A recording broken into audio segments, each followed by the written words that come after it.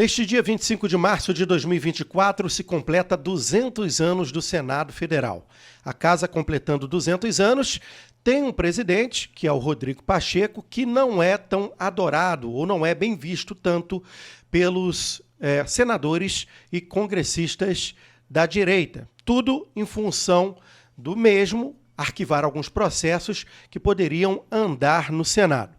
A gente sabe que existe um desequilíbrio nos três poderes: Congresso, Senado e Judiciário. No entanto, o Senado é a força que talvez poderia fazer frente mediante algum momento autoritário que ali existe no Supremo Tribunal Federal, de acordo com o que os próprios senadores e congressistas de direita acreditam que está acontecendo, embora está claro para todo mundo, ou pelo menos para a maioria do brasileiro consciente.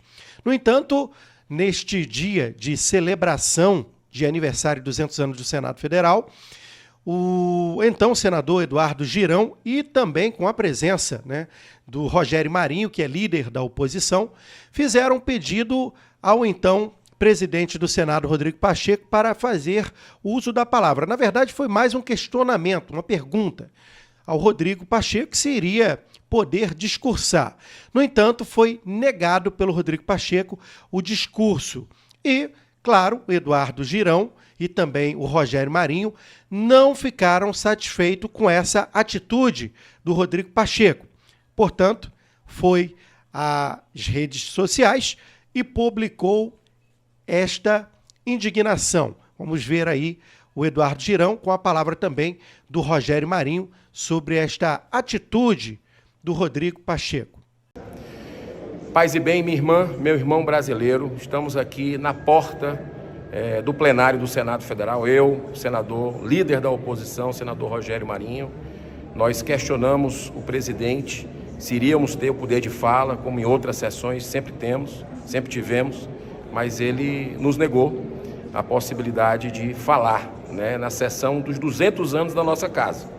Então, eu estou aqui com o senador, não vamos participar de um teatro de aparências, tem colocações importantes a ser feita em defesa da democracia, em defesa do Brasil, e é lamentável isso, né?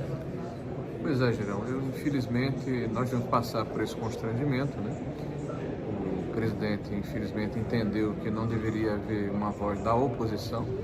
Isso é absolutamente paradoxal, na Casa da Democracia, na Casa da Federação. Nós temos necessariamente a pluralidade de ideias, e campos antagônicos. Eu não tenho dúvida que a fala do senador Girão, a minha fala, em nenhum momento seria uma fala desqualificante, mas uma fala em que valores como liberdade, como democracia, como juízo natural, como respeito à família, à propriedade, devem acuar, até porque são 200 anos de Senado da República, a Casa Revisora da democracia brasileira, que passa por um momento extremamente grave, onde há uma necessidade de que os senadores, em sua maioria, saiam dessa letargia, dessa omissão em que se encontram, em defesa da própria democracia. Então, nós, pelo fato de não termos tido direito à voz, nós estamos saindo aqui do plenário, desejando que haja uma boa sessão, mas entendendo que ela não é plural, não representa o conjunto do espectro ideológico do nosso país. Amanhã, eu tendo sessão, eu vou proferir a minha fala, que proferiria aqui hoje, do púlpito do Senado da República. É isso. Muito obrigado. Aqui, sessão especial para celebrar os 200 anos da fundação do Senado. É uma data histórica. Aqui está acontecendo a sessão com o presidente de poderes, enfim. Mas aconteceu esse absurdo. Essa censura a uma fala no parlamentar. Nós não podemos concordar com isso, e deixamos registrados ali. Na hora que terminou o hino nacional, perguntei ao presidente, ele balançou a cabeça e disse que não falaria. Preparamos um discurso, está aqui, discurso preparado, mas amanhã nós faremos na sessão que vai estar programada para amanhã. Bom, como deu para observar, tanto Eduardo Girão, tanto também Rogério Marinho, líderes da oposição no Senado, criticaram este momento que deveria ser mais democrático, mas pelo que tudo indica, com a presença dos ministros do Supremo, a palavra acabou não sendo cedida aí aos opositores da atual conjuntura e principalmente pelo que vem acontecendo pelo Supremo Tribunal Federal. Esta indignação provavelmente será de outros senadores de direita, já que não viram com bons olhos esta ação. Bom, mudando de assunto, mas dando sequência à política nacional, a economia no Brasil, e é um fato que a gente precisa estar atento, já que estamos acompanhando um problema grave, que é a desaceleração da economia, principalmente neste mês de março, né? A gente vê algumas empresas pedindo, e aí houve um pedido, principalmente de fevereiro até hoje, dia 25 de março, um aumento de 64% de empresas e também microempresas pedindo aí ao Banco Central e pedindo o pedido de recuperação judicial. Quando uma empresa faz esse pedido de recuperação judicial, significa que ela está à beira da falência, tá? E ela vê como último recurso esse pedido de recuperação judicial, que obviamente, na maioria dos casos, não é atendida. Tanto que os números comprovam isso.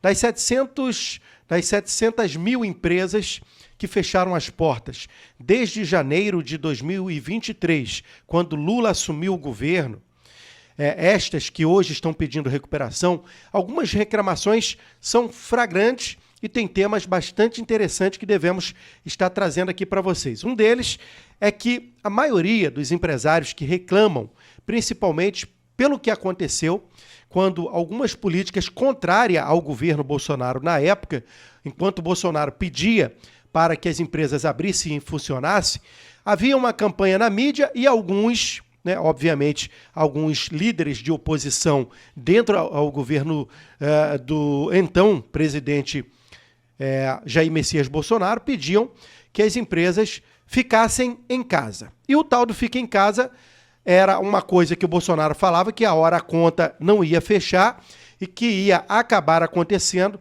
É exatamente isso que está acontecendo. Existem empresários, principalmente atingiu os microempresários, que naquela época acabaram fazendo empréstimos, né? Foram aí a recursos de empréstimos, que na época tinha uma taxa fixada, por exemplo, da Caixa Econômica de 2%, depois com a elevação que chegou a 6%, e aí com a taxa mais somada, naturalmente a taxa Selic, fizeram com que essas empresas ficassem numa situação difícil, ou seja, o indivíduo abria as portas, trabalhava e no final das contas tinha que pagar aquele empréstimo. Não tinha um poder de reposição de mercadoria, muito menos pagar funcionários. E com isso, portas foram fechadas e, claro, naturalmente, gerando desemprego. E até hoje, alguns empresários que reclamam sobre essa situação ainda estão até mesmo inadimplentes. E esse aumento da inadimplência, naturalmente, causa uma instabilidade econômica enorme e, claro, sem precedente, pode tornar quase que difícil, né, qualquer recuperação de empresas. Então, essa aceleração em empresas sendo fechadas no Brasil, algo que você não vai ouvir na mídia, principalmente aí nos consórcios e tudo mais, que a gente já conhece da TV, são situações graves que estão acontecendo no Brasil e está afetando diretamente a vida do trabalhador brasileiro. Eu tenho absoluta certeza de que você que está assistindo esse vídeo tem notícia de que alguma loja fechou na sua cidade, alguém está tentando um outro negócio, está mudando de negócio, porque a economia para ele não é favorável. Então, nesse sentido, fique claro a todos que o que está sendo projetado ou até mesmo divulgado de maneira facciosa pela mídia, tendenciosa também, não é verdade. O Brasil vive, sim, um processo de recessão, sim, principalmente na questão econômica, e temos problemas graves.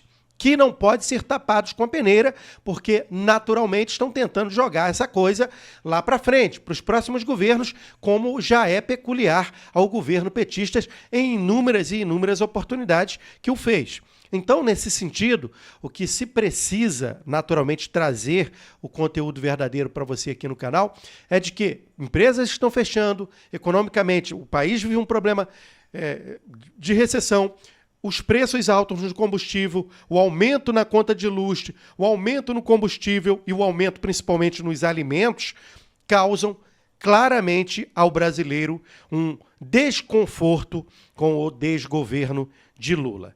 Claro que não foi falta de aviso, e aí, claro, obviamente, né, a gente sabe como governa Lula, ele gasta muito e como se não houvesse o amanhã.